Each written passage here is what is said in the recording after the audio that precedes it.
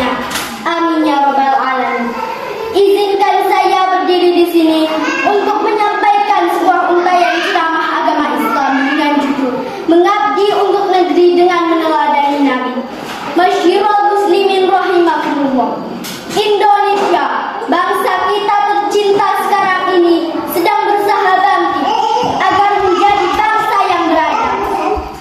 Masyarakat Indonesia pada saat ini sekalipun menghadapi banyak problem, kiranya tidak separah masyarakat yang dihadapi oleh Rasulullah ketika membangun Madinah. Bangsa Indonesia pada saat ini sudah berada pada zaman ilmu pengetahuan dan teknologi, memiliki tradisi dan berkeinginan maju, sehingga keadaannya tidak sesulit dalam membangun masyarakat Arab jahiliyah. Oleh karena itu, jika kita berbicara tentang mengabdi untuk negeri, maka kiranya Rasulullah Muhammad SAW adalah contoh yang wajib kita teladani.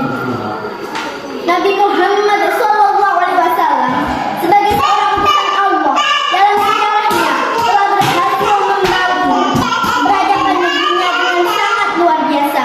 Hanya dalam waktu 10 tahun, beliau berhasil membangun masyarakat Madinah. Masyarakat Arab yang dikenal belum mengenal peradaban tinggi,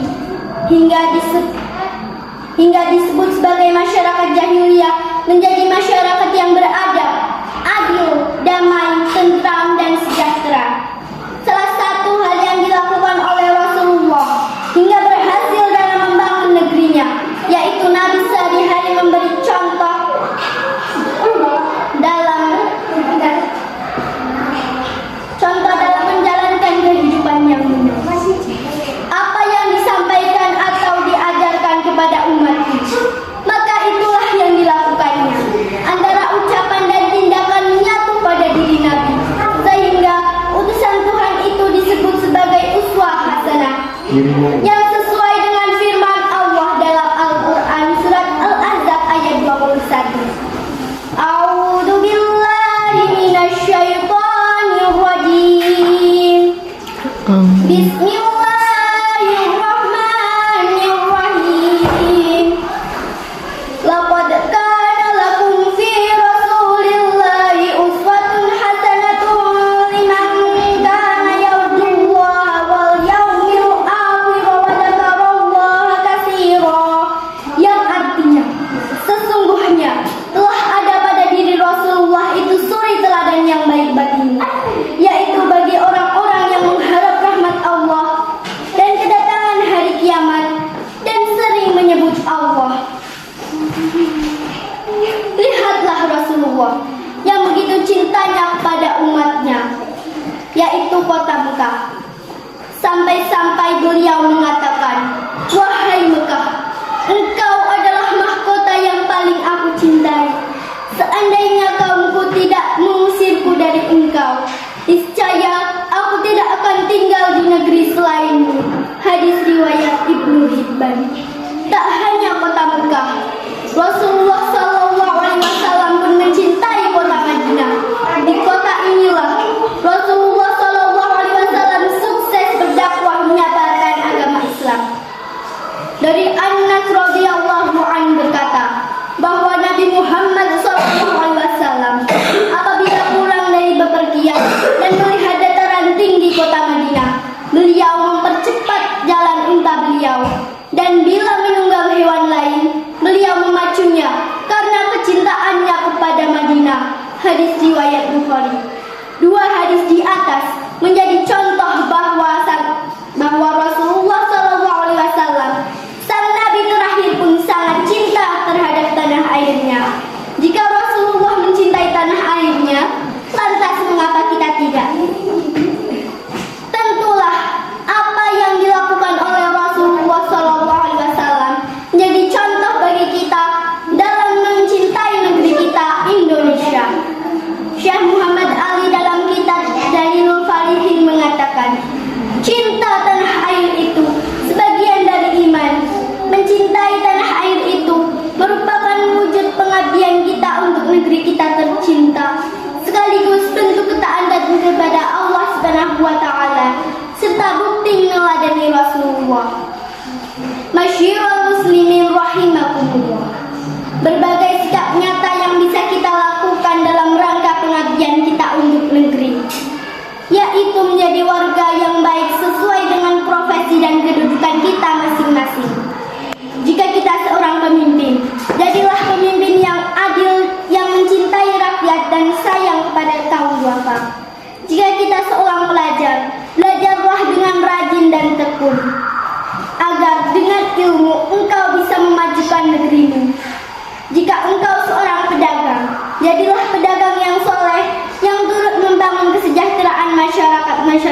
sekelilingmu.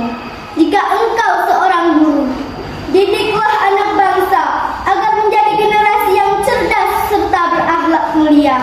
Dapat kita simpulkan bahwa apapun kedudukan dan profesi, kita dapat mengabdi pada negeri selama kita berada pada jalur ketaatan kepada Allah Subhanahu wa taala serta dalam bingkai keteladanan dari Rasulullah.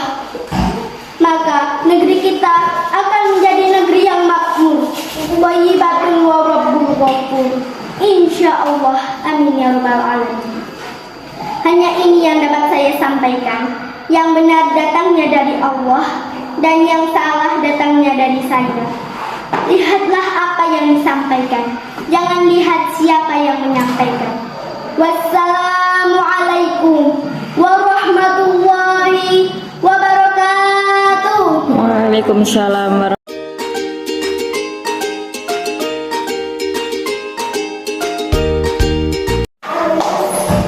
Assalamualaikum warahmatullahi wabarakatuh. Waalaikumsalam warahmatullahi wabarakatuh.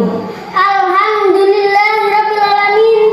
Assalatu wassalamu ala asrafil anbiya'i wal mursalin wa ala alihi wa sahbihi ajmain. Amma ba'du. Puji syukur kita panjatkan kehadirat Allah Subhanahu wa taala yang telah memberikan nikmat sehat sehingga kita bisa berkumpul di tempat ini dalam keadaan sehat walafiat. Sholawat serta salam mari kita panjatkan kepada junjungan kita Nabi Agung Muhammad sallallahu alaihi wasallam yang kita nanti-nantikan syafaatnya di hari akhir kelak. Hadirin yang dirahmati Allah, pada kesempatan kali ini saya akan menyampaikan pidato tentang menuntut ilmu. Dalam pandangan Islam, mencari ilmu adalah tugas utama setiap muslim. Ilmu dianggap sebagai bekal yang dibutuhkan dalam perjalanan menuju kebahagiaan dunia akhirat dan juga cara untuk mendekatkan diri kepada Allah. Hadis Nabi Muhammad SAW menegaskan pentingnya mencari ilmu.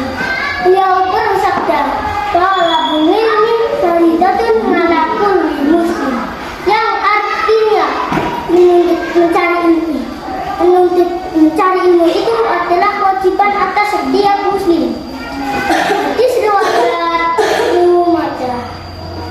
Dalil dari Al-Qur'an dan hadis ini menunjukkan betapa pentingnya mencari ilmu. Karena itu, kita semua harus berusaha untuk meningkatkan ilmu kita. Janganlah kita pernah berhenti belajar agar kita bisa mendapatkan kemuliaan di dunia dan di akhirat. Cukup sekian, ini saja yang dapat saya sampaikan. Kurang lebihnya mohon maaf. Terima kasih atas perhatiannya. Teman-teman, saya ada pantun nih.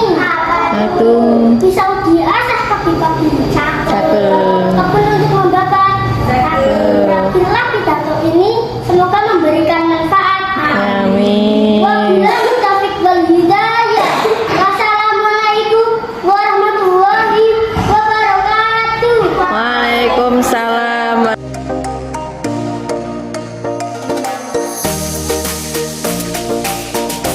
Assalamualaikum warahmatullahi wabarakatuh. Waalaikumsalam warahmatullahi wabarakatuh.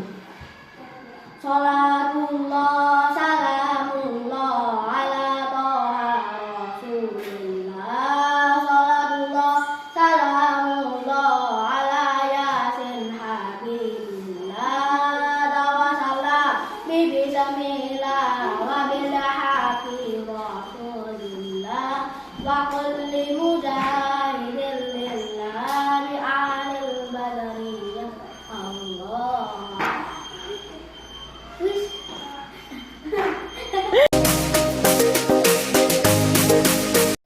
Warahmatullahi wabarakatuh. Waalaikumsalam